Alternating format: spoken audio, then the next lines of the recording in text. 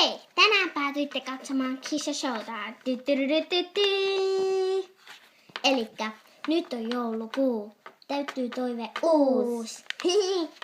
Ja tänään me teemme joulukuun ensimmäisen videon. Ja tänään on 4. päivä.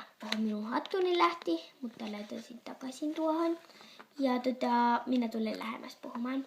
Niin minä olen ihan yllättynyt. Haluaisin joululahjoja. Haluaisin kavereita, niin kuin tänään meille tuleekin parhaita kavereita niin kuin kylään. Mutta ei mihinkään kahville. Mutta minä en juo kahville. Siis minä en juo kahvia.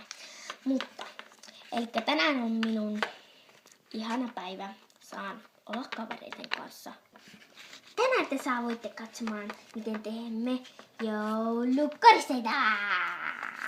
Käykö, että minä onko sen 4. luukun? Käykää.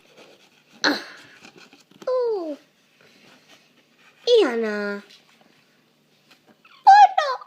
Jee! Poro!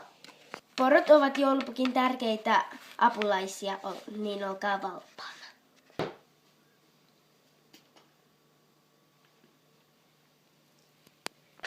Joulukuuset ovat todella virkistäviä ja niistä saa jouluisen tunnelman. Ding dong! Kaverit tuli! Apua! Hei! Onpas kiva nähdä teitä.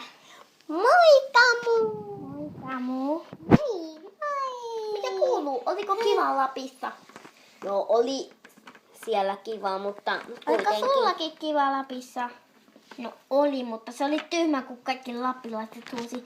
Ottakaa karkkeja, ei ole vieläkään pääsiäinen. Arvatkaa mitä, meidän tonne hotelliin murtautui jotkut tyypit. Oikeesti, sit me jouduttiin soittaa poliisit. Murtautuiko?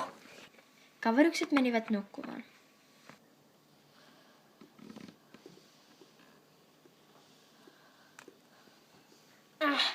Unohdamme sittenkin tehdä ne joulukoristeet, mutta nähdään sitten ensi jaksossa.